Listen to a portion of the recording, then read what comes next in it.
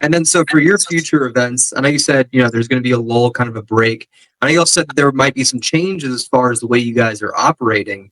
Is it more of you find one individual and then they kind of purchase your service for the experience? Or is it you pop up and then you prep people and kind of you bring them in for a show? So that is what we're aiming for now. We're aiming to do a little bit of both. So whereas we'll go out and we'll go out to venues and put on our shows to pop up here and there. We may pop up in St. Louis on a Friday, and then maybe we may run a simultaneous show on a Saturday or on that same Friday in another location, like maybe in St. Charles.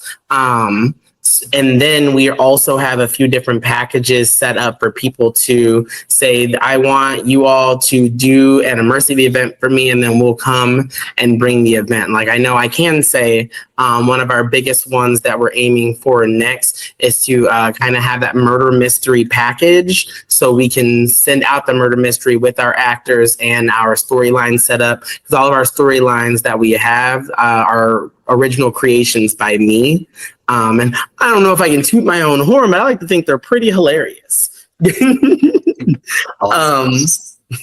But that is also something that we will have, and we'll also be able to extend it because we still have a few that are in the repertoire. So we have Emerald City, we have Circus of Dreams. I have a murder mystery set up that we haven't officially used yet, but I do have it prepared and ready to go. And so one of my big things while we're on a bit of our break is I'm still putting ideas and scripts into our bank. So that way, when we come back in full force, we're all ready to 100% go.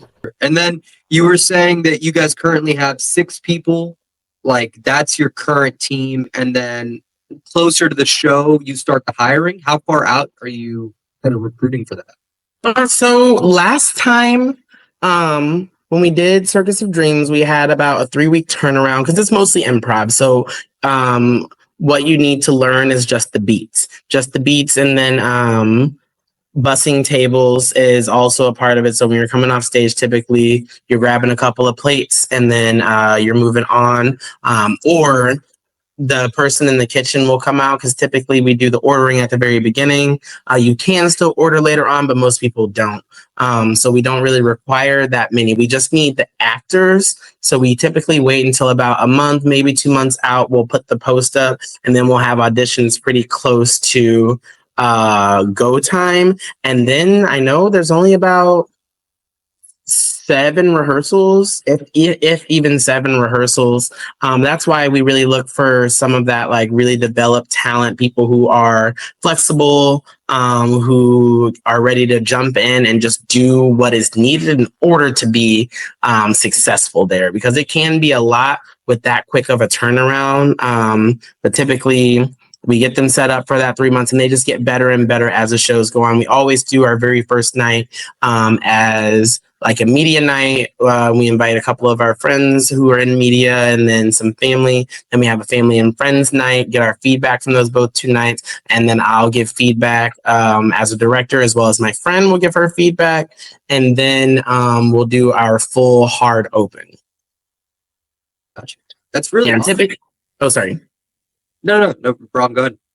And typically, like when I say the guests make the show completely different, there are some set pieces, like the opening monologue is a big beat, the ending monologue, the intermission monologue, but almost everything else is the audience pushing the show, or the people pushing the show, or maybe they'll notice someone. Like I know in Emerald City, someone came in, a whole group of girls came in dressed up as the characters. They were all 4 of the characters. And then someone was the tornado. And so with her being the tornado, we wanted to utilize her in the show as being part of what gets Dorothy home. Yeah, and so it was so whatever is there are things that we're picking up to use to help to enhance the show, despite the fact that like we have some set beats that are just set to keep it moving throughout that 90 minutes. And then for the food, what is like the food cost? How does that, is it similar to how a restaurant would run, or are you kind of like, it's a very set location for a very limited time, so the cost doesn't necessarily, like, it's not as big of a problem because you're not going to have stuff expire? Mhm. Well, for our food costs in general, I over ordered a little bit at the very beginning just because for our first time I didn't necessarily know what we were going to be walking into. But looking at the numbers from Karen's Diner, uh right next to our projections from the show in general, I ordered based off of that. And then the few weekends following that, I ordered based off what we did in sales and what we sold that previous weekend. So the food wasn't preset except for we had a show appetizer. You always got a show appetizer. So my show appetizer for Emerald City was bruschetta. So I always made sure to order heavy for bruschetta because I made it fresh every day in the kitchen. That was always my first prep task. Come in, slice tomatoes, create my bruschetta. So then after that, when I looked at our other food items and what we needed to order, I just compared it to our sales from the tickets that we had sold. So like because we had our ticket, almost all tickets were sold in advance, or some people could buy tickets. So on nights or weekends where we had like a really full show, I would order a little bit more food based on that because we could only hold with the way that we set up Emerald City, we could only comfortably seat about 50 to 60 people at a time. So I knew I would at most be cooking 60 plates.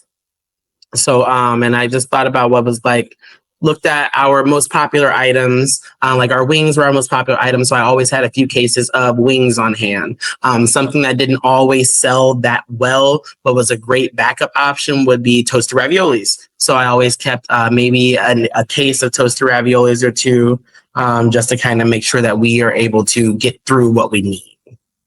So it wasn't like a traditional, because, when you look at your traditional restaurant model and ordering food, you're ordering for the entire menu, also based on your sales from the previous week or the previous quarter, or even the previous year, as compared to the projected sales and each day part that you're looking for moving forward. Yeah, so you're still forecasting, but instead of having like a longer time frame, you're looking at just the trends of your own experience, Karen's, and then like the first, second night, kind of with the family. For Karen's, there was nothing to like, even though there were reservations, we also accepted walk-ins because we're never going to turn away money. So it was hard to project what we were going to sell. But the biggest sellers at Karen's were burgers and French fries. So we always kept cases and cases and cases of that.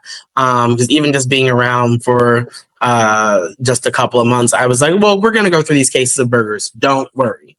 And then after we had our opening week, I was able to start projecting sales a little bit stronger after that.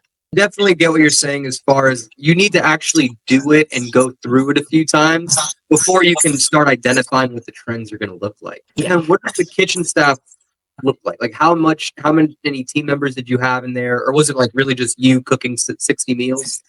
It was me. Yeah. Yeah. It was just me. There were a few times like we do have just a few of our people who are permanently on staff. So there's me, the executive director, my best friend, the CEO. We have a technical director / director of operations. Then we have our director of social media. And then our IT guy, who is always so helpful. And then we have an executive assistant as well. And our executive assistant is our water, as is what I like to call the position. She's our water of the team. So she fits in whatever mold we need her to. So she was someone who specialized in all of the characters. We also taught her how to manage the event space as a whole and manage the event as well. And then she also helped to run the kitchen. So if I was needed to be somewhere else, or maybe I was out one time the entire time, which I knew at some point it would put us in a bad spot had I ever gotten sick, because I was the only one who could do what I do. So once I had identified that, about 2 weeks in, I started training her whenever I could, started training her on the prep that we had. And then I also trained our technical director and our CEO. She had already cooked with me a little bit before at Karen's, but I mostly just ran the kitchen myself for our show. So there was never really any more than one body in the kitchen besides I know there was one night where I was slightly behind, so I had to pull our tech director back to just make a couple of pizzas for me. But it's pretty bare bones kitchen. But when we have it, when you are prepped up to where you need to be, so things are as easy, quick, and simple for you, and you have a strong system in place, it makes it really easy. But it took us a little bit of practice to get to having a strong system to make sure that the food was going out and the actors were there picking it up, and we were communicating with the front so we weren't interrupting the show too much.